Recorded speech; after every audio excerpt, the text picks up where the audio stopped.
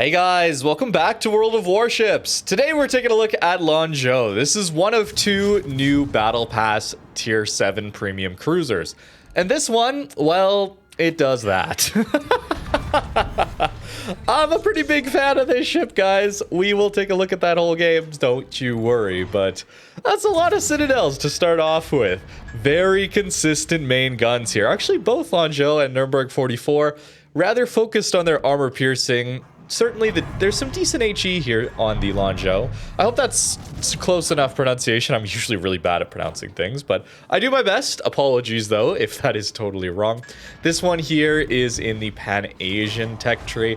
So what we have here is essentially Talon guns with cruiser dispersion. You only get 9 guns, not 12. But it results in some very consistent armor piercing. The HE is very good, too. Shell velocity is awesome.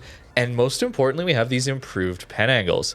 But what I found most interesting about Lanzhou is actually its maneuverability. It's rather fast, as well as being very, very interesting on its turning circle radius. But the speed here to start off with, this ship can get up to 35 knots base, very fast.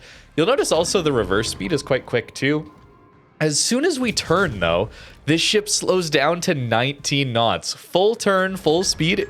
You're going to notice it slows down instantly, as well as having one of the tighter turning circle radiuses too. This ship has 690 meter turning circle radius, which is decent on paper, but combined with how it slows down, I feel like this ship turns almost like destroyers do. It's like a built-in slow down, turn out, slow down, turn in button. A lot of the times when I am playing cruiser, I'm playing with my speed as well as my rudder to dodge those incoming battleship shells.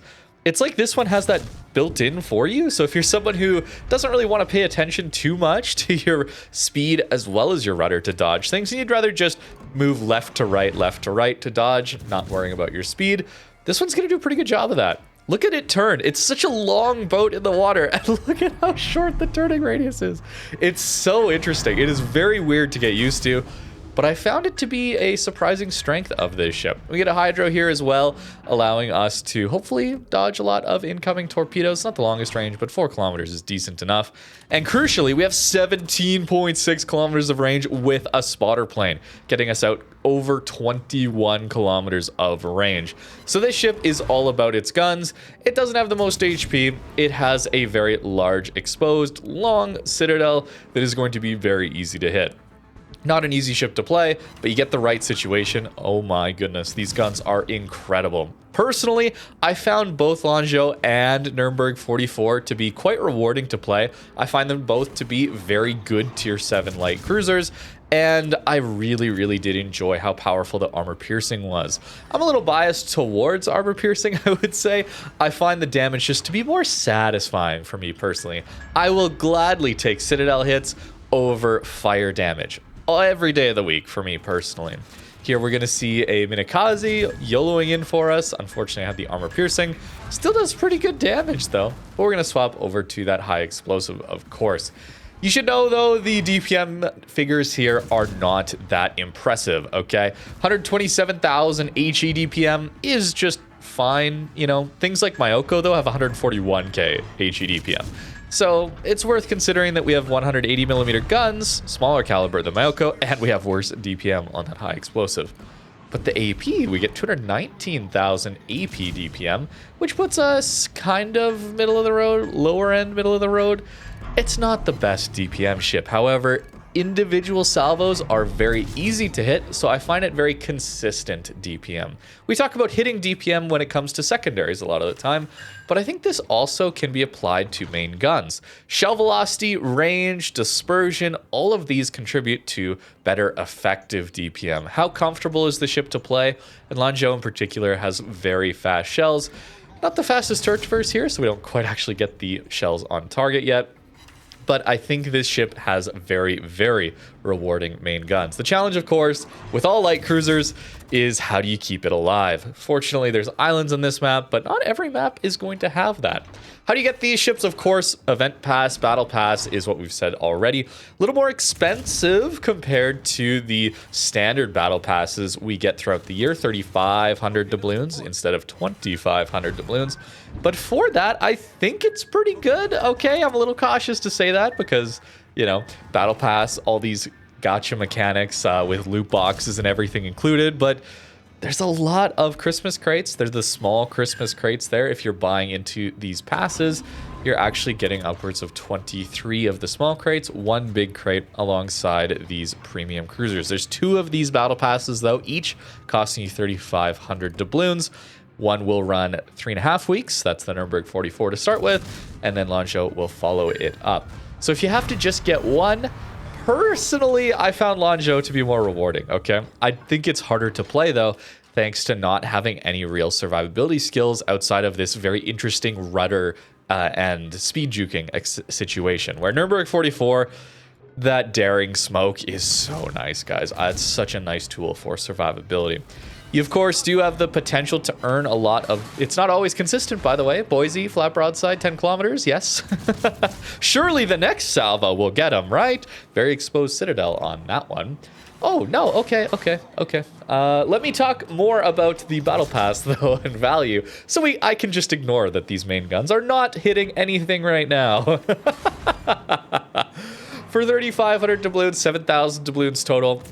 It's not cheap, of course, but we do have the free doubloons you can earn by just playing. If you haven't been playing since the anniversary update, it's really cool.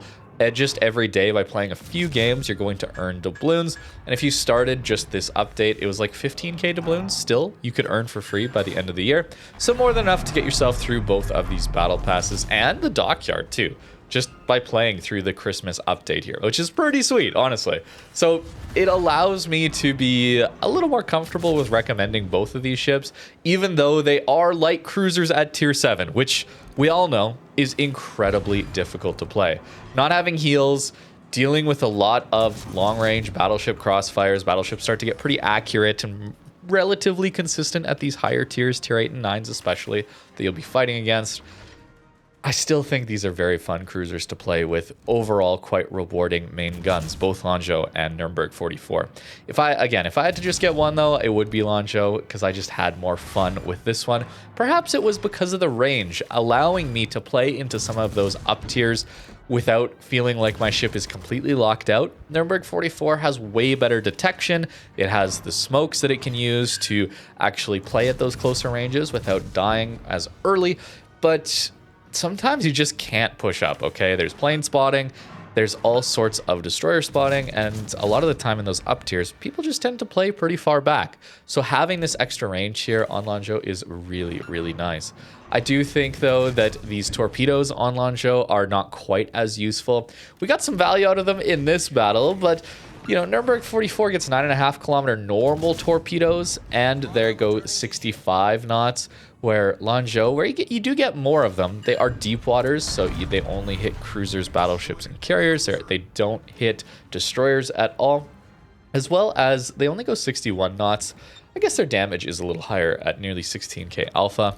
But I think a key factor in how usable these... Oh, just enjoy this salvo again, by the way. I had to include it twice. It's so sad. It's so satisfying. Especially after that Boise didn't take any damage, man. Oh, that felt so good. Anyways, back to these torpedoes. 8 kilometers with, 12.7 kilometer detect. It does get better than this, by the way. These battles were from when I was playing this before the NDA lifted on this boat. So I only had a 14-point commander. Sometimes Wargaming does that where they limit our commander and how many points we can run. Seems odd on premium ships because you can just slot any commander you want to over to these. So you probably should have at least 18-pointer to slot over on a tier 7 ship. On Nurburg 44, they let me run full Luchins, though. But this one, they limited it. I don't understand Wargaming testing. Why did Aki get buffs? Okay, we're not going to rant. We're not going to rant. We're not going to rant. It's fine. I don't understand how Wargaming tests things, though, okay? I really don't. But this ship overall, I think, is going to be pretty solid to play. It's just dealing with a lot of these battleships and how much damage they're going to do if they hit you. It's quite easy to dodge, though, thanks to this turning circle radius and this rudder shift, and how it slows down for you. Okay, I found it awkward at the start. Okay, at the very start, I found it really awkward because I do really play with my acceleration, my propulsion, when I am trying to dodge battleship salvos. And with this one, you kind of can't. You slow down too much, and then you don't actually accelerate quickly enough afterwards if you do the full slowdown and turn out with this thing. By the time the battleship can fire again, you need to stay at full throttle, but then just move left and right with your rudder. Simplifies things a little bit if you're used to other ships and other cruisers and dodging with them. It is going to take a little bit of getting used to, I think. Also worth mentioning here that Lanzhou actually has some reasonably good kiting firing angles here. Absolutely incredible game, by the way. 3K base on a tier 7 match. That's pretty spicy. I had a lot of fun with this one. And that might be influencing things, right?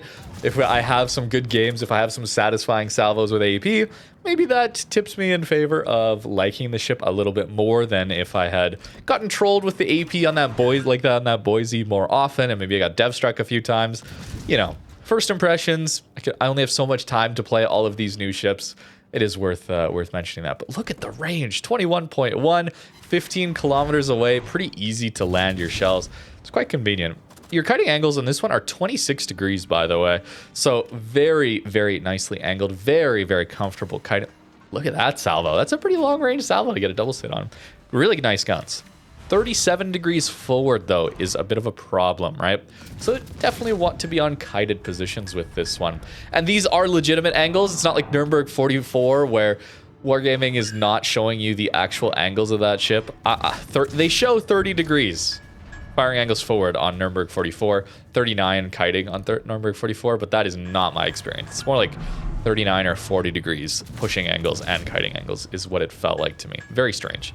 Very easy to hit shells on this destroyer here at 13.5 kilometers of range. At these mid-tiers in that, you're not usually seeing that. So again, really comfortable guns to use. It's just trying to stay alive, trying to survive in this thing. Improve pen angles. I really do need to talk about that as well. Nurburg 44, of course, got the Des Moines pen angles. They're like Elbing guns, right? With cruiser dispersion over there. This, with Talon guns, actually does get us 50 to 65 degree pen angles. So it's not as good. Not as good pen angles. But still, that slight improvement alongside the shell velocity means we only got one bounce there on that New Orleans, who was angled at like a 25 degree angle, 26 degree angle to us. Very, very nice to have. I really, really like the AP on this one. I primarily fired armor piercing because I found it to be rather consistent overall. It's worth swapping to the HE though still. It's not the best DPM on the HE, but you do get decent pen at 30 millimeters, as well as an 11% fire chance. It's quite easy to land the shells too, so that is also worth mentioning. Here we're going to turn broadside on to a Texas salvo, and well, it's a light cruiser, so big mistake. But look at how it turns. 19.2 knots, full propulsion, full rudder. It's so slow in the turn. So it really needs to be not dodging at those slow speeds. You need to be changing direction, I guess, is the idea here. The difference in position you can be from when you're going straight line full speed to full rudder, that difference in position is what's going to allow you to dodge a lot of incoming fire. If you're going full speed, like 37 knots with speed flag, then you're going to be, the battleship's going to have to lead you a long ways, right? As soon as you touch your rudder, right, you're dropping down to 20 knots or so and turning like a destroyer. That is a big variance that a battleship is going to have to take into account to try and predict where you're going to go. If you're stuck in that very slow turn, like I was against that Texas, you're going to get absolutely smashed, right? It's that difference in speed, the potential places you can put your ship based on your top speed and how quickly you slow down and how quickly you can turn.